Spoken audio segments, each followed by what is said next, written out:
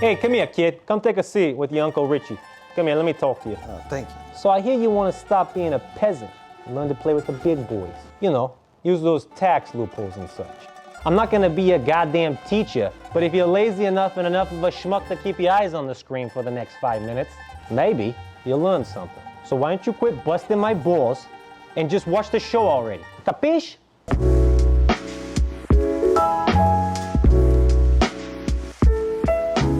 Hello, and welcome to another episode of The Lowdown, featuring me, your host, Brad Wilkinson. Today we're going to be answering another one of your questions and how it's directly affected by the real estate market right here in Sonoma County. I want you to stop for a second and think about the most embarrassing typo you have ever made. One that somebody ended up actually seeing to your detriment. I can guarantee you that it's not as bad as our friend Shirley's here. Let me read it to you. Spacious 1,554 square foot home with a large lot. Family room with fireplace. Huge dick for entertaining and enjoying the views. 3 bedrooms, 2 baths. Whoa, what the heck? That is cringy. Poor Shirley. Alrighty, let's move on. Shut up and show us the stats! We have noticed that this past year, clients have become less interested in condos. After looking up all the condo sales in Sonoma County, we noticed something. We are not alone. In October of 2020, there were 179 condos sold, while in October of 2021, there were only 137. That's down over 23% in just a year. This potentially could come from 2 different reasons. The first one being HOA dues are high, and the second one being there's a lot of money in the system right now, so why not upgrade and buy a house over a condo? In other news, after taking a year off due to COVID, Russian River Brewing Company just announced that they will be going back to in-person Pliny the Younger releases. From February 4th through the 17th of 2022 at both their locations in Santa Rosa and in Windsor. At the last event, over 23,000 people attended and they bought over $5 million worth of beer. That's a lot of beer. Go.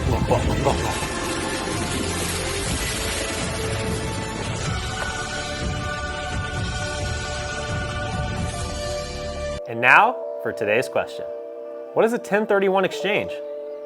Now, you've probably heard this jargon thrown around before, but what the hell does it actually mean? 1031 is the section out of the United States Internal Revenue Code, which allows you to avoid paying capital gains taxes when you sell an investment property, and then reinvest those gains from that sale on another investment property of equal or greater value.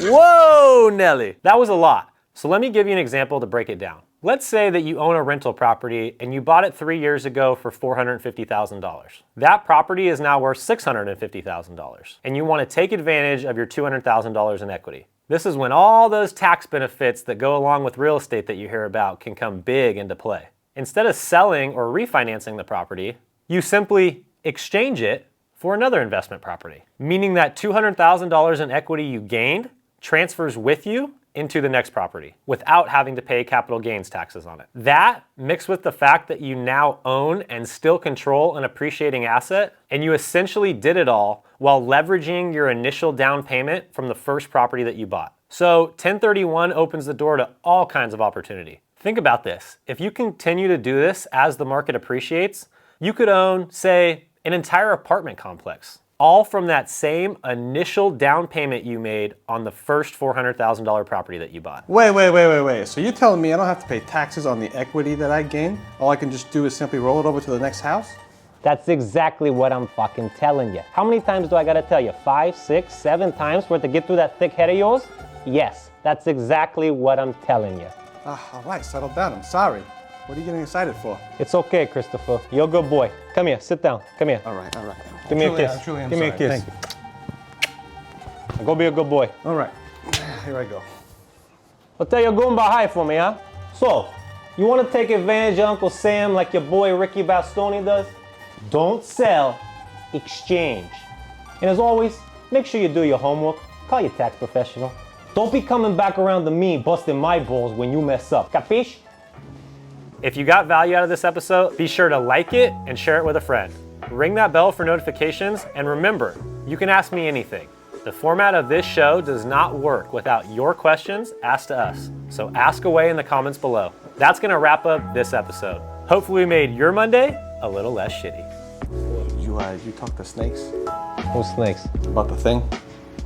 The thing, what? Be more specific. You can't just say you talk to snakes with the thing. About the money. He said 15%. AC is saying 25. We have an issue here. I'm not doing 50, I'm not doing 25. That's He what can I- do 10 if he wants. that's- That's all I get him. He's lucky I give him 10. He asks for more, I'll give him 7 and a fucking half. Tell him that. What, should I go visit his mom with a bat or a chain? What do you want me to do? How do you want me to handle this Fucking, situation? you know what to do. You ask me for all the fucking questions, what I look like a guy with all the answers? You don't Go- fucking know anything. All right. I Go on appreciate and it. fucking get it done. That's all I'm you gonna know. go get it. I'm gonna go get a Go get nice it done. Schwerdel and a coffee. You want a coffee?